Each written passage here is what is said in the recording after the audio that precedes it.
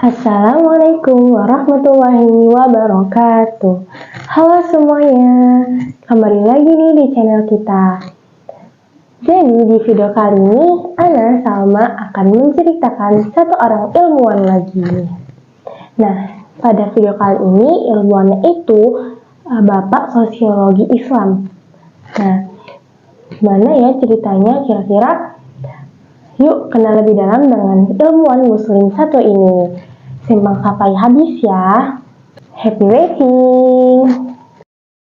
Ibnu Khaldun lahir di Tunisia, wilayah yang termasuk Afrika bagian utara. Dia lahir pada 1 Ramadan 732 Hijriah atau 27 Mei 1332 Masehi. Nama lengkapnya adalah Abdurrahman Ibnu Khaldun Al-Maghribi Al-Hadrami Al-Maliki. Al-Hadrami menunjukkan asal nenek moyangnya dari Hadramaut di Yaman, sedangkan Al-Maliki menjelaskan dirinya penganut mazhab fiqih Al-Maliki. Kenapa dikenal dengan Ibnu Khaldun? Karena dia punya kakek ke-9 yang bernama Khalid bin Utsman.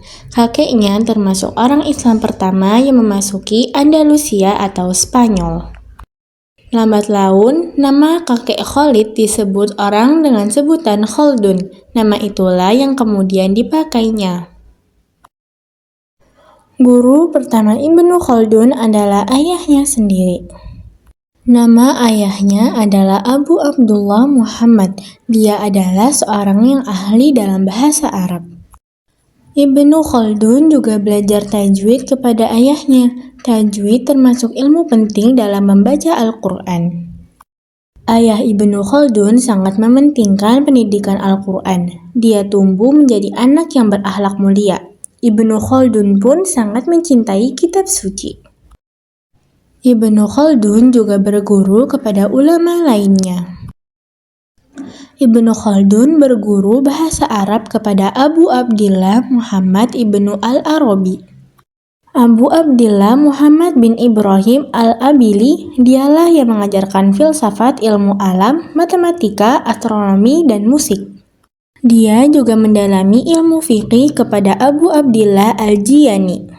Pada tahun 749 Hijriah, wabah pes melanda Tunisia secara tiba-tiba.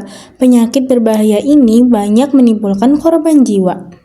Bahkan, kedua orang tua Ibnu Khaldun pun ikut meninggal dunia. Saat itu, Ibnu Khaldun berusia 18 tahun. Dia sangat bersedih kehilangan ayah ibunya. Kesedihannya semakin dalam. Dia tidak bisa lagi belajar karena guru-gurunya juga wafat. Pekerjaan pertama Ibnu Khaldun adalah sebagai petugas stempel surat. Namun, pekerjaan itu tidak memuaskan hati Ibnu Khaldun karena tidak sesuai dengan kecerdasannya. Dia menerima panggilan dari Sultan Abu Enan untuk menerima jabatan sebagai sekretaris dan pengurus istana di Fez. Pada masa itu, perpustakaan Fez adalah yang terlengkap. Ibnu Khaldun senang bisa membaca banyak buku di sana. Ibnu Khaldun semakin dihormati di Fez, akan tetapi keadaan kerajaan menjadi tidak tenang karena ada rencana pemberontakan. Ibnu Khaldun dihukum penjara selama 2 tahun. Peristiwa sedih itu terjadi pada tahun 1337 Masehi. Selama di penjara, Ibnu Khaldun memohon agar dirinya dibebaskan. Namun, Sultan Abu Enan tidak mengabulkan permintaannya itu. Untuk memujuk raja, Ibnu Khaldun pun menulis puisi. Sultan Abu Enan menyukai puisi itu.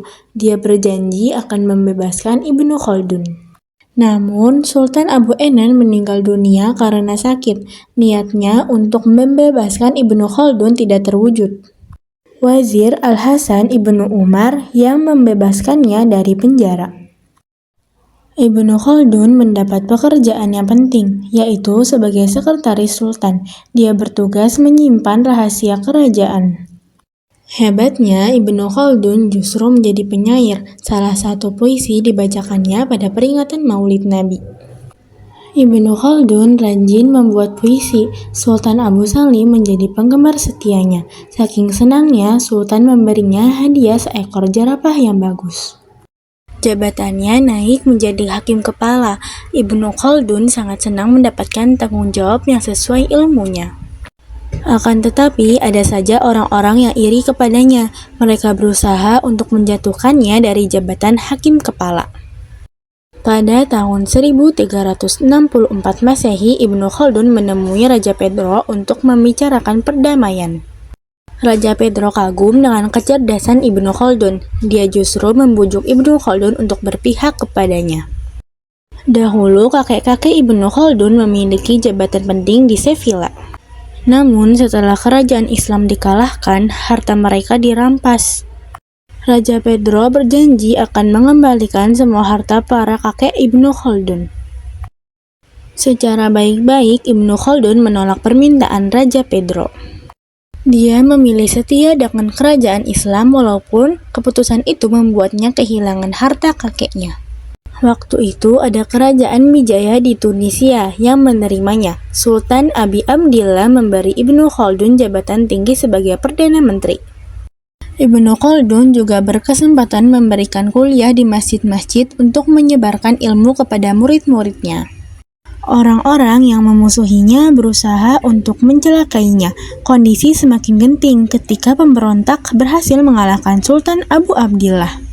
Ibnu Khaldun meloloskan diri dari penangkapan. Dia berhasil lari ke Baskara, tetapi penguasa di sana juga dikalahkan oleh musuhnya.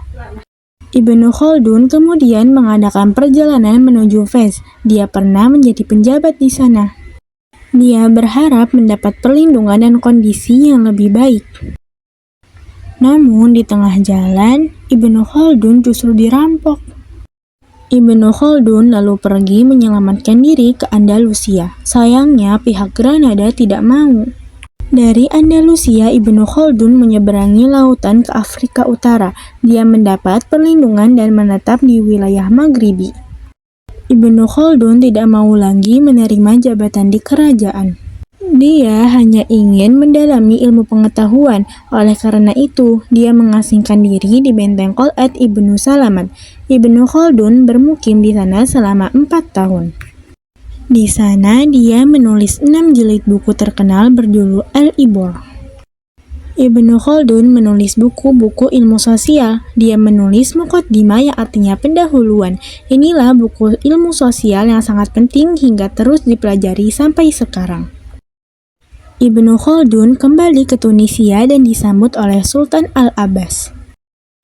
Sultan Al-Abbas kemudian mendesak Ibnu Khaldun untuk ikut mengurus kerajaan. Ibnu Khaldun tidak suka jabatan karena mengganggu dirinya menulis buku. Dia segera menyelesaikan bukunya lalu berpamitan hendak menunaikan ibadah haji ke Mekah. Ibnu Khaldun terlebih dahulu mampir ke Kairo, Mesir. Dia menjuluki Kairo sebagai ibu kota dunia dan taman alam semesta. Kedatangan Ibnu Khaldun disambut baik oleh Sultan Al-Tahir Al-Barquk. Dia diberi jabatan hakim tinggi negara dengan gaji yang besar. Namun, dia dapat menunaikan tugasnya dengan baik, apalagi ulama Mesir menerimanya dan dia pun bisa mengajar di sana. Suatu hari datang kabar sedih dari istri dan anak yang ditahan oleh Sultan Al-Abbas. Raja itu ingin Ibnu Khaldun kembali ke Tunisia. Untunglah Sultan Al-Tahir berusaha menyelamatkan keluarganya sehingga anak dan istri Ibnu Khaldun berangkat naik kapal menuju Mesir. Sayangnya, di tengah perjalanan, kapal yang ditumpangi mengalami kecelakaan. Akibatnya, istri dan anak-anak Ibnu Khaldun meninggal dunia. Kejadian itu membuatnya amat bersedih. Ibnu Khaldun juga menjadi pengajar di Khanqah Baybars. Dia juga guru besar di Universitas Al-Azhar Kairo.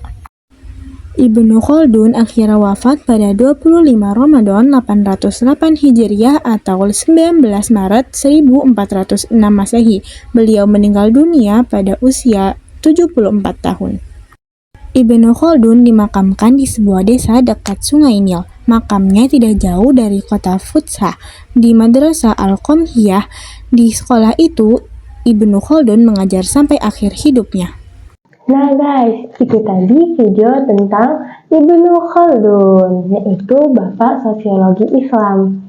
Gimana nih videonya? Seru nggak? Tulis di kolom komentar ya. Nah, mungkin cukup sekian video yang bisa Ana sampaikan kepada kalian semua. Semoga kita bisa mengambil pelajaran dari Ibnu Khaldun. Kurang lebihnya mohon maaf. Wassalamualaikum warahmatullahi wabarakatuh. See you next time.